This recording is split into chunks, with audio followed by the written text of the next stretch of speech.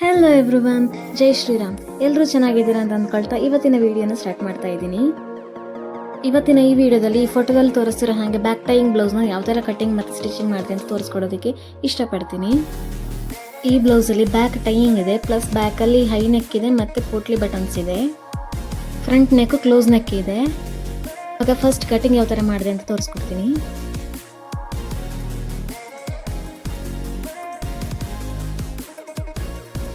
First back ಪಾರ್ಟನ್ನು cutting ಮಾಡ್ಕೋತಾ ಇದ್ದೀನಿ. ಬ್ಯಾಕಲ್ಲಿ length ಬಂದು 14 ಇಂಚಸ್ ಇದೆ, ಪ್ಲಸ್ 1.5 ಎಕ್ಸ್ಟ್ರಾ ಇಂಚಸ್ ಇಟ್ಕೋತಾ ಇದ್ದೀನಿ ಸ್ಟಿಚಿಂಗೋಸ್ಕರ. ಬ್ಯಾಕಲ್ಲಿ ಪೋಟ್ಲಿ ಡಿಸೈನ್ ಇರೋದ್ರಿಂದ ಈ ಥರ 1/2 ಇಂಚಿಗೆ ಈ ಥರ ಮಾರ್ಕ್ ಮಾಡ್ಕೋತಾ ಇದ್ದೀನಿ. ಈ 1/2 ಇಂಚ್ ಬಂದು ಸ್ಟಿಚಿಂಗೋಸ್ಕರ ಬಿಡ್ತಾ ಇರೋದು. ಇದು ಬಂದು ಕ್ಲೋಸ್ ನೆಕ್ ಆಗಿರೋದ್ರಿಂದ ನಾನು ಫುಲ್ ಶೋಲ್ಡರ್ ಇದು ಹಾಫ್ ಇಟ್ಕೋತಾ ಇದ್ದೀನಿ. ಅಂದರೆ ಫುಲ್ ಶೋಲ್ಡರ್ ಬಂದು 14 ಇಂಚ್ ಇದೆ, ಡಿವೈಡೆಡ್ ಬೈ 2 ಅಂದರೆ 7 ಇಂಚಸ್ ಬರುತ್ತೆ. ಹಾಗಾಗಿ ಅದನ್ನು 7 ಇಂಚಸ್ನ ಮಾರ್ಕ್ ಮಾಡ್ಕೋತಾ ಇದ್ದೀನಿ. ನೆಕ್ ಓಪನಿಂಗ್ ಬಂದು 3 ಇಂಚಸ್ ಇದೆ. ಇವಾಗ ಆರ್ಮ್ ಹೋಲ್ ಡೌನಿಂಗ್ ಬಂದು 7 ಇಂಚಸ್ ನಮ್ಗೆ ಏನು ಸಿಕ್ಕಿದ್ದು ಅದಕ್ಕೆ ಅರ್ಧ ಇಂಚ್ ಆ್ಯಡ್ ಮಾಡಿಕೊಂಡು ಕೆಳಗಡೆ ಡೌನಿಗೆ ಮಾರ್ಕ್ ಮಾಡ್ಕೋತಾ ಇದ್ದೀನಿ. ಇವಾಗ ನಾನಿಲ್ಲಿ ಅಪ್ಪರ್ ಚೆಸ್ಟ್ ಮಾರ್ಕ್ ಮಾಡ್ಕೊಳ್ಳೋದಕ್ಕೆ ಅಪ್ಪರ್ ಚೆಸ್ಟ್ ಡಿವೈಡೆಡ್ ಬೈ 4 ಮಾಡ್ಕೋತಾ ಇದ್ದೀನಿ. ಅಂದರೆ ಇಲ್ಲಿ ನನ್ನ ಮೆಜರ್ಮೆಂಟಲ್ಲಿ 36 ಡಿವೈಡೆಡ್ ಬೈ 4 ಅಂದರೆ 9 ಇಂಚಸ್ ಬಂತು, ಪ್ಲಸ್ 1.5 ಸ್ಟಿಚಿಂಗ್ ಸೀಮ್ ಅಲೌನ್ಸ್ ಕೊಡ್ತಾ ಇದ್ದೀನಿ. ಹೋಲ್ ಶೇಪ್ ಕೊಡೋದಕ್ಕೆ ಮೇಲ್ಗಡೆ ಅರ್ಧ ಇಂಚಸ್ ಬಿಟ್ಕೊಂಡು ಇವಾಗ 7 ಇಂಚಸ್ ಏನಿದೆಯೋ ಅದರದ್ದು ಮಿಡಲ್ ಪಾಯಿಂಟ್ ಈ ಥರ ತೊಗೊಂಡು, ಇದು ಫುಲ್ ಶೋಲ್ಡರ್ ಆಗಿರೋದ್ರಿಂದ ನಾನು ಈ ಥರ ಅರ್ಧ ಇಂಚ್ ಒಳಗಡೆ ಲೈನ್ ತೊಗೊಂಡು ಶೇಪ್ ಕೊಡ್ತಾ ಇದ್ದೀನಿ. ಇಲ್ಲಿ ಆರ್ಮ್ ಹೋಲ್ ಬಂದು 16.5 ಇದೆ, ಡಿವೈಡೆಡ್ ಬೈ 2 ಅಂದರೆ 8.25 ಆಗುತ್ತೆ. ಇದನ್ನ ಚೆಕ್ ಮಾಡ್ಕೋಬೇಕು, ಕರೆಕ್ಟ್ ಆಗಿದೆ ಇದು. ಇವಾಗ ವೇಸ್ಟ್ ಮಾರ್ಕ್ ಮಾಡ್ಕೊಳ್ಳೋದಕ್ಕೆ ವೇಸ್ಟ್ ಡಿವೈಡೆಡ್ ಬೈ 4 ಅಂದರೆ 32 ಇದೆ, ವೇಸ್ಟ್ ಡಿವೈಡೆಡ್ ಬೈ 4 ಅಂದರೆ 8.25 ಬರುತ್ತೆ. ಈ ವಿಡಿಯೋದಲ್ಲಿ ನಾನು 1 ಇಂಚ್ ಟಕ್ಸ್ಗೋಸ್ಕರ ಆ್ಯಡ್ ಮಾಡಿರೋ ತೋರಿಸಿದ್ದೀನಿ. ಇದು ಬ್ಯಾಕಲ್ಲಿ ಟೈಯಿಂಗ್ ಇರೋದ್ರಿಂದ ನಾನು 1 ಇಂಚ್ ಟಕ್ಸ್ ಆ್ಯಡ್ ಮಾಡ್ಕೋತಾ ಇಲ್ಲ, ಪ್ಲಸ್ 1.5 ಸೀಮ್ ಅಲೌನ್ಸ್ ಕೊಡ್ತಾ ಇದ್ದೀನಿ ಅಷ್ಟೇ. ಬ್ಯಾಕ್ ನೆಕ್ ಕ್ಲೋಸ್ ಇರೋದ್ರಿಂದ ಮೇಲ್ಗಡೆಯಿಂದ ಡೌನ್ 3 ಇಂಚಸ್ ತೊಗೊಂಡು ಈ ಥರ ಬಾಕ್ಸ್ ಥರ ಮಾಡಿ ಶೇಪ್ ಕೊಡ್ತಾ ಇದ್ದೀನಿ. ಶೋಲ್ಡರಿಂದ ನನಗೆ ಬ್ಯಾಕ್ ನೆಕ್ ಎಷ್ಟು ಡೀಪ್ ಬೇಕೋ ಅಲ್ಲಿ ತನಕ ಮಾರ್ಕ್ ಮಾಡಿಕೊಂಡು ಈ ಥರ ಒಂದು ಸ್ಕ್ವೇರ್, ಇದರಲ್ಲಿ ಶೇಪ್ಸ್ ಬಂದು ಸ್ಕ್ವೇರ್ ಇರೋದ್ರಿಂದ ಸ್ಕ್ವೇರ್ ಶೇಪ್ಗೆ ಒಂದು ಲೈನ್ ಹಾಕೋತಾ ಇದ್ದೀನಿ.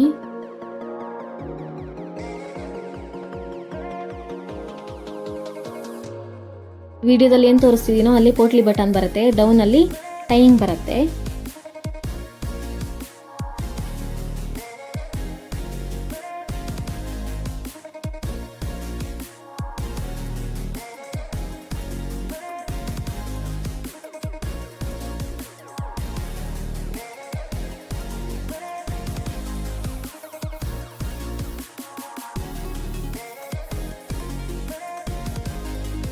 ವಿಡಿಯೋದಲ್ಲಿ ಇಲ್ಲಿ ಬ್ಯಾಕ್ ನೆಕ್ಕಲ್ಲಿ ಪೋಟ್ಲಿ ಬರೋ ಜಾಗದಲ್ಲಿ ಕಟ್ ಮಾಡೋದನ್ನು ತೋರಿಸೋದು ಮರ್ತಿದ್ದೀನಿ. ಇದು ಬ್ಯಾಕಲ್ಲಿ ಕಟ್ ಮಾಡ್ಕೋಬೇಕು. ಇವಾಗ ಫ್ರಂಟ್ ಪಾರ್ಟ್ ಮಾರ್ಕ್ ಮಾಡ್ಕೋವಾಗ ನನ್ನದು ಲೆಂತ್ ಬಂದು 14 ಇದೆ, ಪ್ಲಸ್ 2 ಇಂಚ್ ಆ್ಯಡ್ ಮಾಡ್ಕೋತಾ ಇದ್ದೀನಿ. ಇದು ಫ್ರಂಟ್ ಹುಕ್ ಆಗಿರೋದ್ರಿಂದ ನಾನು ಅರ್ಧ ಇಂಚು ನಾನು ಎಕ್ಸ್ಟ್ರಾ ಆ್ಯಡ್ ಮಾಡ್ಕೋತಾ ಇದ್ದೀನಿ ಸ್ಟಿಚಿಂಗೋಸ್ಕರ. ಫ್ರಂಟ್ ಪಾರ್ಟಲ್ಲೂ ಶೋಲ್ಡರ್ ಸೇಮ್ ತಗೋತಾ ಇದ್ದೀನಿ. ಫುಲ್ ಶೋಲ್ಡರ್ದು ಅರ್ಧ ಭಾಗ ತಗೋತಾ ಇದ್ದೀನಿ 7 ಇಂಚಸ್ಸು. ನೆಕ್ ಓಪನಿಂಗ್ ಬಂದು ಸೇಮ್ 3 ಇಂಚಸ್ ತಗೋತಾ ಇದ್ದೀನಿ.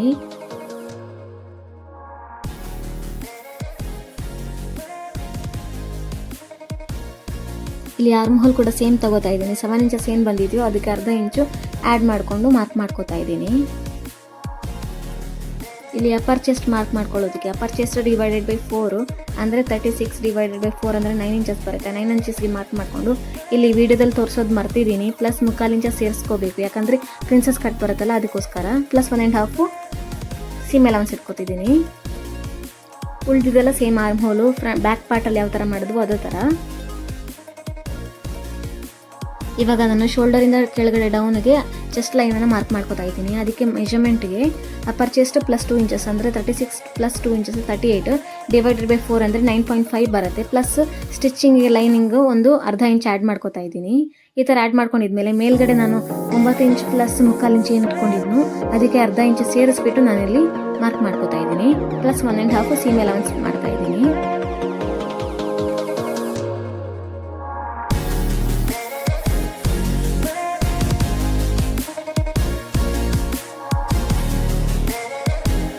ಇಲ್ಲಿ ಟಕ್ಸ್ ಪಾಯಿಂಟನ್ನು ನಾನು 3.5 ಇಂಚಸ್ ತೊಗೊಂಡಿದ್ದೀನಿ.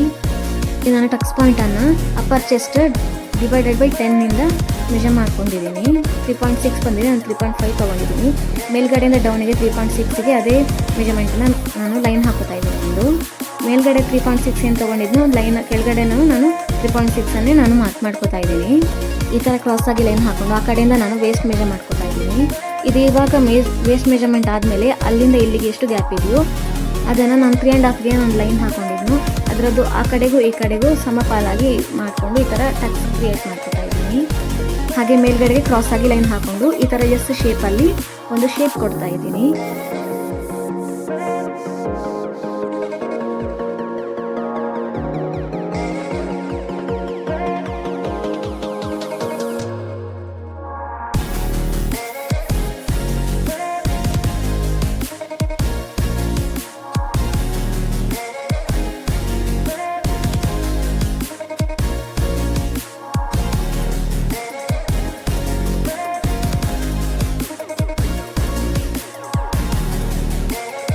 ಫ್ರಂಟ್ ನೆಕ್ ಕ್ಲೋಸ್ ನೆಕ್ ಆಗಿರೋದ್ರಿಂದ ಮೇಲ್ಗಡೆಯಿಂದ ನಾನು ಡೌನಿಗೆ 3 ಇಂಚು ಅಥವಾ 4 ಇಂಚಿಂದ ಈ ಥರ ಮಾರ್ಕ್ ಮಾಡಿಕೊಂಡು ಶೇಪ್ ಕೊಟ್ಟು ಕಟ್ ಮಾಡ್ಕೊತಾ ಇದ್ದೀನಿ.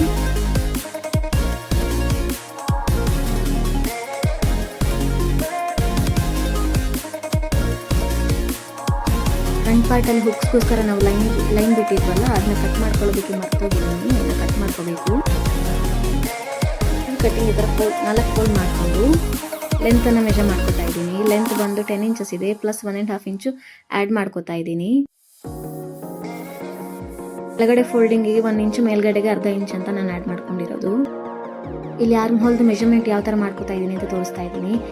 ಇಲ್ಲಿ ಆರ್ಮ್ ಬೈ 2 ಮಾಡ್ಕೋಬೇಕು. ಆರ್ಮ್ ಬಂದು 16.5 ಇದೆ, ಬೈ 2 ಮಾಡಿದ್ರೆ 8.25 ಬರುತ್ತೆ. 8.25ನ -1 ಇಂಚ್ ತೊಗೋಬೇಕು, ಅಂದರೆ 7.25 ಬರುತ್ತೆ. ಇವಾಗ 7.25 ಬರುತ್ತೆ ಏನು ಬಂದಿದೆಯೋ ಅದನ್ನ ಡಿವೈಡೆಡ್ ಬೈ 2 ಮಾಡ್ಕೋಬೇಕು. ಆವಾಗ 3.6 ಸಮಥಿಂಗ್ ಬರುತ್ತೆ. ಮೇಲ್ಗಡೆಯಿಂದ 3.5 ಏನೋ ಆನ್ಸರ್ ಬಂದಿದೆಯೋ ಅದನ್ನ ನಾನು ಈ ಥರ ಮಾರ್ಕ್ ಮಾಡಿಕೊಂಡು 7.25 ಅನ್ನು ಮಾರ್ಕ್ ಮಾಡಿಕೊಂಡು 1.5 ಸೀಮ್ ಅಲವೆನ್ಸ್ ಕೊಡ್ತಾ ಇದ್ದೀನಿ. 7.5 ಏನು ಮಾರ್ಕ್ ಮಾಡ್ಕೊಂಡಿದ್ವೋ ಅದರ ಮಿಡಲ್ ಪಾಯಿಂಟಿಗೆ ಈ ಥರ ಒಂದು ಲೈನ್ ಹಾಕೋತಾ ಇದ್ದೀನಿ. ಈ ಥರ ಲೈನ್ ಹಾಕ್ಕೊಂಡು ಅದರದ್ದು ಮಿಡ್ಲ್ ಪಾಯಿಂಟ್ ಮತ್ತು ಪ್ಲಸ್ ಅರ್ಧ ಇಂಚು ಡೌನಿಗೆ ಫ್ರಂಟ್ ಆರ್ಮ್ ಹೋಲ್ನ ಮಾರ್ಕ್ ಮಾಡ್ಕೋತಾ ಇದ್ದೀನಿ. ಇಲ್ಲಿ ಸ್ಲೀವ್ ಫಿಟ್ಟಿಂಗ್ ಬಂದು 11 ಇದೆ, ಬೈ 2 ಮಾಡಿಕೊಂಡ್ರೆ 5.5 ಬರುತ್ತೆ. ಪ್ಲಸ್ 1.5 ಇಂಚು ಮಾರ್ಕ್ ಸೀಮ್ ಅಲವೆನ್ಸ್ಗೆ ಆ್ಯಡ್ ಮಾಡ್ಕೋತಾ ಇದ್ದೀನಿ.